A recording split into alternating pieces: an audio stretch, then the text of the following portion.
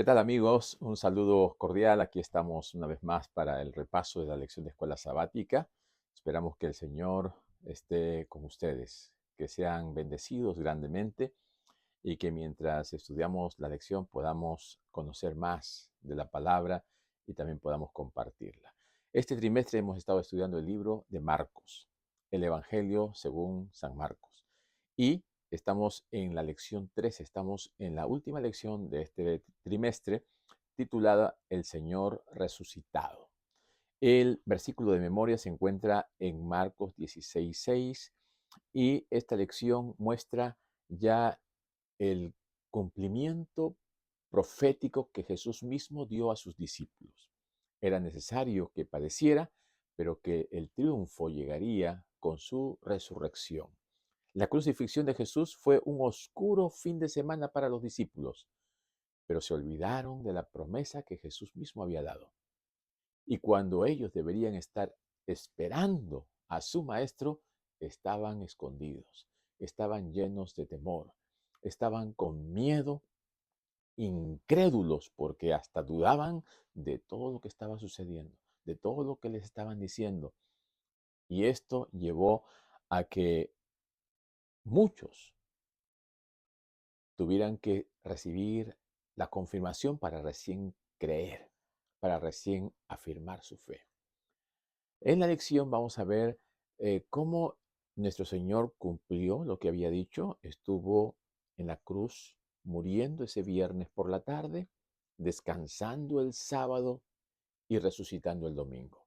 Nos presenta el sábado como el día del Señor y no hay ninguna evidencia para que muestre el domingo como un día de reposo, de bendición y santo. Jesús no vino a cambiar la ley, vino más bien a confirmarla. Y la lección de esta semana nos muestra que su resurrección es nuestra garantía para la salvación. Así que preparémonos para el repaso de esta lección.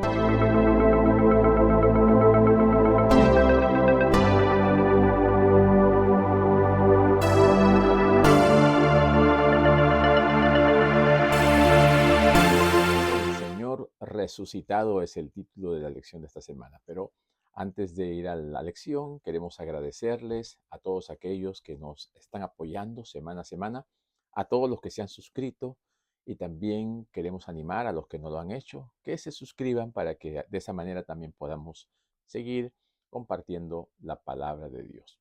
Mis queridos amigos, queremos también agradecer a nuestro hermano Ezequiel Peña. Él semana a semana siempre está apoyando y siempre está buscando que compartir la palabra de Dios.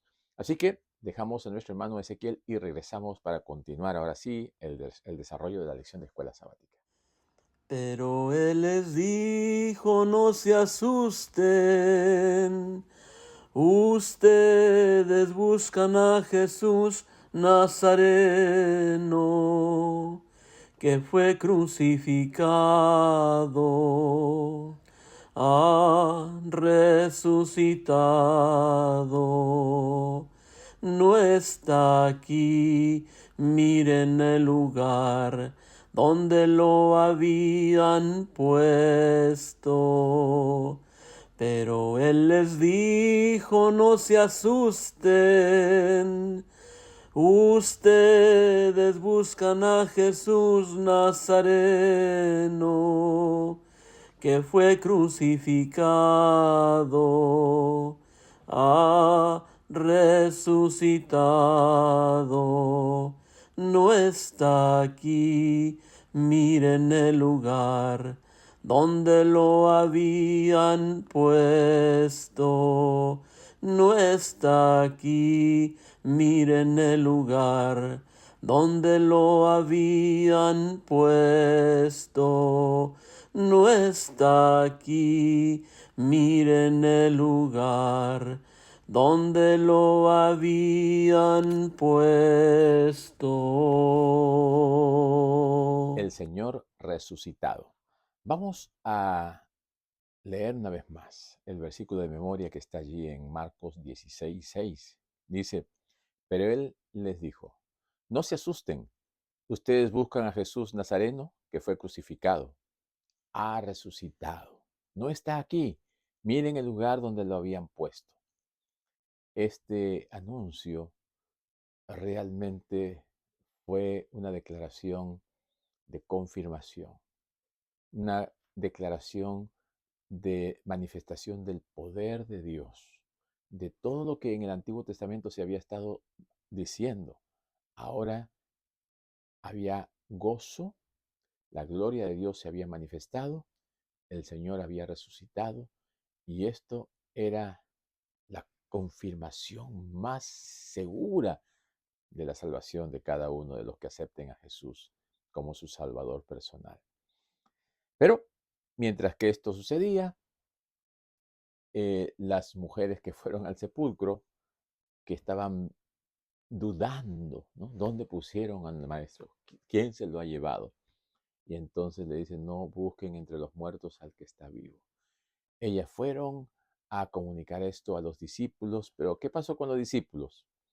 Dice que los discípulos estaban tristes y llorando. Los discípulos tenían una concepción muy terrenal del ministerio de Cristo. Pensaban que su reino se iba a instaurar en esta tierra, que el Mesías iba a venir a liberarlos del yugo romano, que aquí en esta tierra es donde iba a desarrollarse todo. Y aunque Jesús ya les había dicho, ¿verdad? Mi reino no es de este mundo.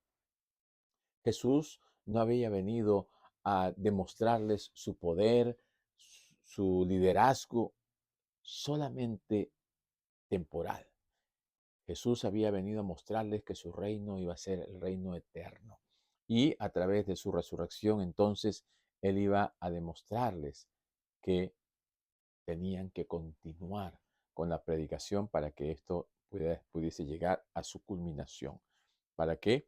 Para que así como las profecías se habían cumplido hasta este momento, siguiesen adelante hasta el día cuando Cristo viniese a instaurar su nuevo reino. Estas mujeres fueron a decirle a los discípulos y los discípulos no les creyeron. Dudaban de lo que estas mujeres les estaban diciendo.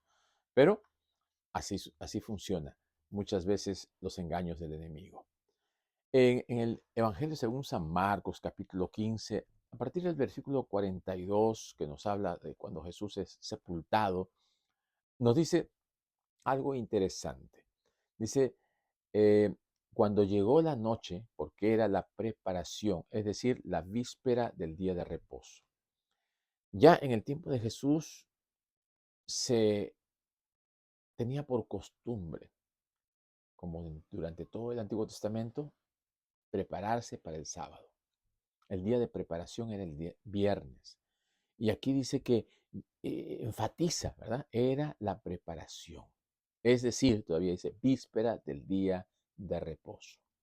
Ellos estaban viendo a su maestro morir, viendo a Jesús, ¿no? Que había venido a traer paz, sanidad, libertad, allí muriendo en esa cruz ese viernes por la tarde. Entonces dice que José de Arimatea, miembro noble del concilio, que también esperaba el reino de Dios, o sea, él había recibido a Cristo, había aceptado el Evangelio, había aceptado las buenas nuevas. Y ahora, este José de Arimatea, ¿qué es lo que hace? Dice, vino y entró osadamente a Pilato, solamente alguien que tiene autoridad, alguien que conoce a Pilato puede acercarse de esta manera a pedir el cuerpo de Jesús. Y Pilato dice que se sorprendió que hubiese ya muerto, y haciendo venir al centurión le preguntó si ya estaba muerto, e informado por el centurión, dio el cuerpo a José, el cual compró una sábana. ¿Cuándo compró la sábana? El día viernes, el día de preparación. Entonces, encontramos aquí que Jesús murió el viernes por la tarde. Fue sepultado a la puesta del sol. Las mujeres y los demás judíos reposaron el sábado conforme al mandamiento. Aún la muerte de Jesús no hizo un cambio en el día en que tenía que guardarse, aunque algunos dicen que a partir de su resurrección cambió el día. No hay ninguna evidencia, no hay ningún registro bíblico. La única forma de que nosotros podamos ser fieles a Dios es respetando su ley que es eterna. Si tiene un simbolismo la resurrección, no es en relación con el sábado, es en relación con la vida nueva. Pablo también lo dice en Romanos 6:4, ¿no? Que así como Cristo murió y resucitó, también nosotros debemos morir al viejo hombre y nacer de nuevo. Allí sí, la resurrección tiene un significado simbólico, pero está en relación al nuevo nacimiento, no al cambio de la ley. Recordemos también, Daniel 7:25 dice que el anticristo, el hombre de pecado, el cuerno pequeño, pensaría en cambiar los tiempos y la ley. O sea, el cambiar la ley es una estrategia de Satanás para engañar y para distorsionar la verdad de Dios. No nos dejemos engañar. El mandamiento de Dios se ha obedecido desde siempre. Y no crean que viene solamente desde Moisés, viene desde la creación. Ya cuando viene Moisés, después de 400 años de esclavitud en Egipto, y se habían olvidado de las leyes, entonces Dios les da por escrito y le dice, específicamente en el cuarto mandamiento, dice, acuérdate del día de reposo. Se habían olvidado, lo habían estado transgrediendo. Y aún antes de Éxodo 20, cuando le da los 10 mandamientos, en Éxodo 16, por el maná, estuvieron también viendo que el sábado era el día del Señor, el día santo, el día de adoración, el día de santa convocación. En ese día no caía maná y ocurría un milagro. El maná que caía el viernes no se descomponía, no se dañaba, no se malograba y podían ellos comerlo el sábado porque el Señor así lo había dicho, que iba a proveer para ellos. Ese maná que es símbolo de la provisión de Dios, representa a Cristo, que es el pan de vida, era una muestra del sábado, porque el sábado no caía el maná.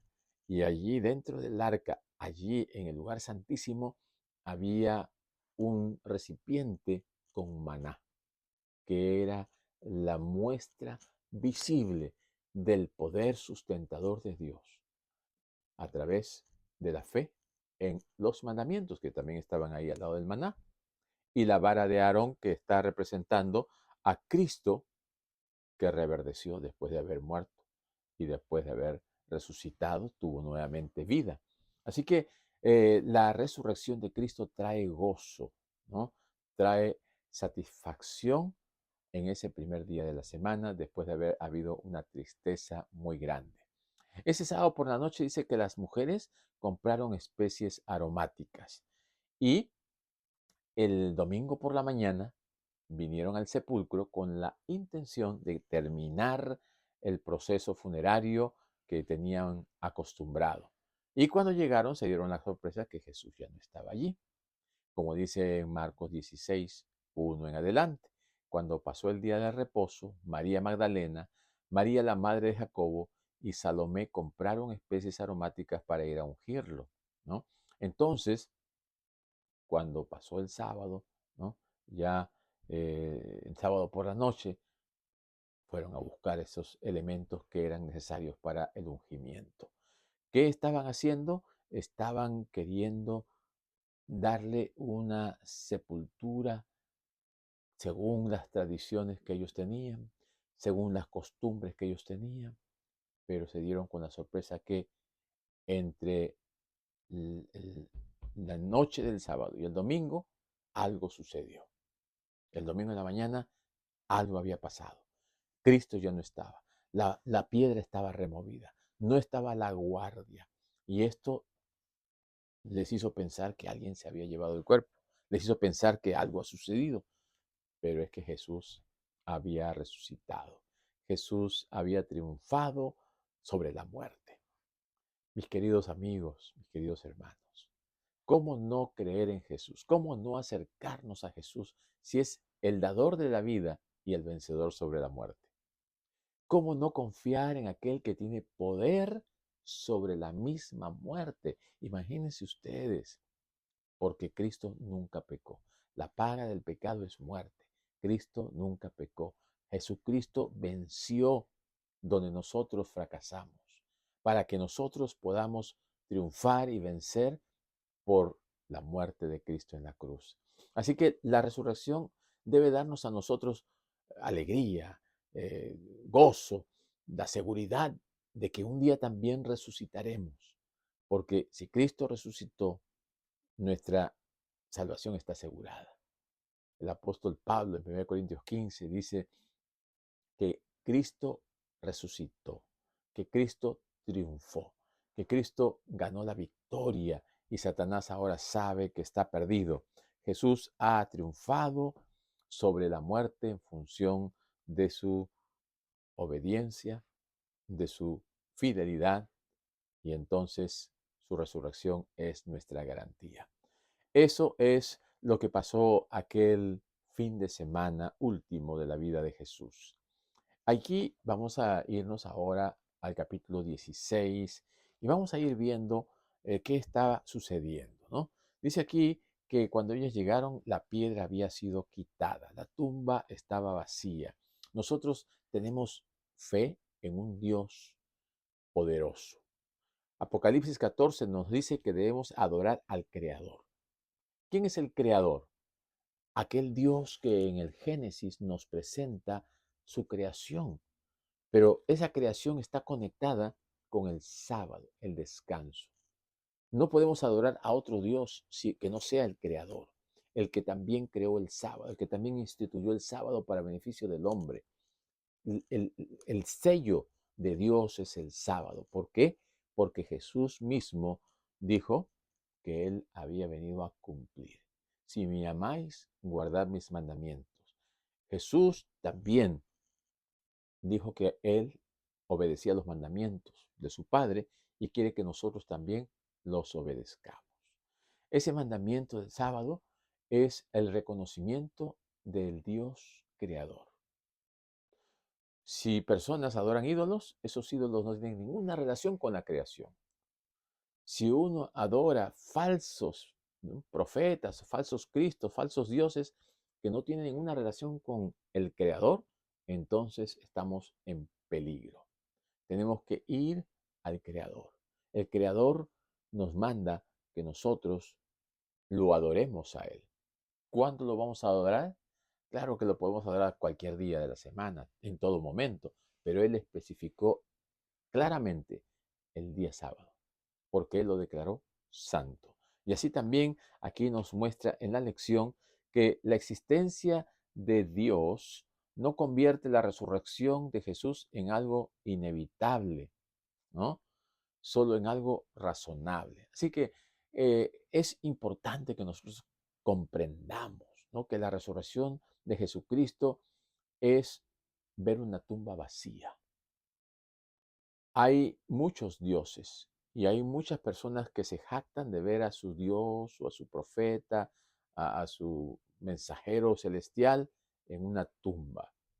Nosotros vemos a nuestro Salvador, a nuestro Redentor, a nuestro Dios en una tumba vacía. ¿Por qué? Porque Él resucitó, porque Él está vivo, porque Él nos quiere dar la salvación.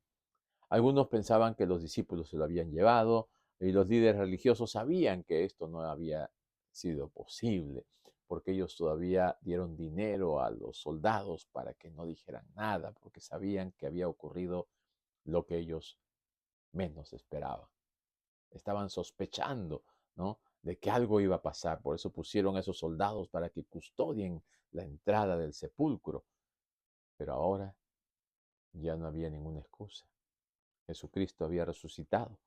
Y Pablo, que era un enemigo de Cristo, sin darse cuenta, estaba persiguiendo a la iglesia cristiana, ahora él se encuentra con Jesús y se da cuenta que el resucitado, que el Señor, es su Señor y su Salvador. Y esto lo llevó a tener una experiencia, pues, de cambio radical. De perseguidor, ahora llegó a ser perseguido. Y él eh, tiene ese encuentro con Jesús, en donde él reconoce que lo que Jesús había estado haciendo y enseñando realmente era la verdad. Y lo que los maestros de la ley, los fariseos y los saduceos y los escribas y los herodianos y todos aquellos judíos que estaban apegados solamente a su forma de pensar, a sus propias tradiciones, estaban equivocados. Y él era uno de ellos. Pero el Señor le hizo un llamado y ahora él tenía la misión de ir y predicarles a esos mismos líderes religiosos. Pero aún más, también había sido llamado a predicar a los gentiles. El tiempo de la nación judía como pueblo escogido por Dios había acabado. Terminó justamente con la conversión de Saulo, con el apedreamiento de Esteban en el año 34, y se abren las puertas para que el Evangelio se vaya a todo el mundo, a todos los judíos, a todos los gentiles, a todos los rincones del mundo, porque el Señor tenía sus planes. Ahora la iglesia era la encargada de llevar el Evangelio que no había cumplido el pueblo judío con el encargo del Señor. Ahora tú y yo, que formamos parte del pueblo de Dios, que somos discípulos del Señor, tenemos esta comisión que el Señor dejó bien claramente establecida. Por tanto, ir y hacer discípulos en todas las naciones, bautizándoles en el nombre del Padre, del Hijo y del Espíritu Santo y enseñándoles que guarden todas estas cosas que yo os he mandado. Y he aquí que yo estoy con vosotros todos los días hasta el fin del mundo. El Señor nos ha encomendado una gran misión. No caigamos en el error que cayeron los judíos, que descuidaron la misión por enfrascarse en obedecer de una manera estricta, sin amor, legalísticamente, un mandamiento, creándose una gran cantidad de mandamientos y enfocándose solamente en ello y no en la misión. Tenemos que preocuparnos no solamente de la obra de Dios, sino también del Dios de la obra, preocuparnos en una relación que nos lleve a tener una fortaleza espiritual para dar testimonio, para no quedarnos callados y para hablar. Y miren lo que pasó aquí con estas mujeres, ¿no? Dice aquí en la palabra de Dios que María Magdalena, María la madre de Jacobo y Salomé fueron de mañana, el primer día, al sepulcro, ya ha salido el sol, y ahora ellas también estaban asustadas, temerosas, ¿qué pasó con Jesús? Y entonces le dice, el mensajero dice, no os asustéis. Buscáis a Jesús Nazareno, el que fue crucificado, ha resucitado. Qué buenas nuevas, ¿verdad? Esas es buenas nuevas. Que le dan ese mensaje, ha resucitado, no está aquí. Mirad el lugar donde lo pusieron. Pero id a los discípulos, a Pedro y al que va delante de vosotros, Galilea, allí le veréis, como os dijo. Este anuncio, ¿verdad? Que es necesario que profeticen, que hablen, que prediquen. Ahora, con el cumplimiento profético de Daniel 9, ahora ellos estaban viendo que todo estaba encajando en su debido lugar. Las profecías de Daniel estaban cumpliéndose delante de ellos. Se estaban terminando todas las profecías. Ya Jesús había sido ungido. Jesús había sido crucificado. Ahora, ¿qué quedaba? Quedaba la conversión de Saulo, quedaba el final de las 70 semanas, los 490 años, que fue el año 34. Así que en este momento, el secreto que había estado tratando de ocultar Jesús, le decía, no lo digan, no hablen, no cuenten, ahora sí, a contarlo a todo el mundo. ¿Por qué? Porque lo que vine a predicar, lo que vine a enseñar, lo que vine a hacer, ya lo hice. Y entonces ahora vayan y cuenten, prediquen, hablen en todo el mundo de ese Jesucristo que transforma vidas, que cambia vidas, que hace posible la salvación de aquellos que creen que es imposible que se salven. El secreto está en Jesús, en lo que Él ha hecho, en lo que Él puede hacer y en lo que Él hará por aquellos que confían sus vidas en Él. Así que mis amigos, es importante que nosotros veamos también cómo Jesús utiliza, ¿no?, a las personas para que prediquen el Evangelio. Aquí están las mujeres. Cuando ellas llegan, entonces el ángel anuncia y Jesús por medio de las mujeres, va a llevar el mensaje a los apóstoles. Recordemos que en esa época las mujeres no eran bien vistas, eran tomadas a menos, y hasta los discípulos dudaron de ellas, ¿no? Desconfiaron de ellas. Pero el Señor se les apareció a ellas y luego se les va apareciendo poco a poco a otros discípulos. Así que en el capítulo 16, que es el último capítulo que estamos viendo, encontramos pues la resurrección de Jesús. El capítulo comienza al amanecer del primer día de la semana, ¿verdad? Ya en el capítulo 15 al final nos habla del día de preparación. Pero en el capítulo 16 nos habla de ese primer día de la semana, domingo, después del sábado, que las mujeres que habían seguido a Jesús, ¿no? María Magdalena, María la madre de Santiago y Salomé, fueron al sepulcro con la intención de ungir el cuerpo de Jesús. Y al llegar al sepulcro descubren que la piedra que cubría la entrada, había sido removida. Y dentro ven a un ángel, ¿no? Ellos dicen un joven, quien les anuncia que Jesús ha resucitado y no está más allí. Y este ángel les pide que vayan a decir a los discípulos y específicamente a Pedro que Jesús va delante de ellos a Galilea, donde allí los verán. Las mujeres asustadas y temblando huyen del lugar y no dicen nada a nadie en ese momento por temor. Entonces, Jesús se aparece primero a María Magdalena, como está allí en el versículo 9, ¿no? Habiendo pues resucitado Jesús por la mañana, el primer día de la semana apareció primeramente a María Magdalena, de quien había echado 7 demonios. Entonces, ella va y les cuenta a los discípulos, quienes estaban lamentándose, pero lamentablemente no le creen. Estaban llorando y no le creen.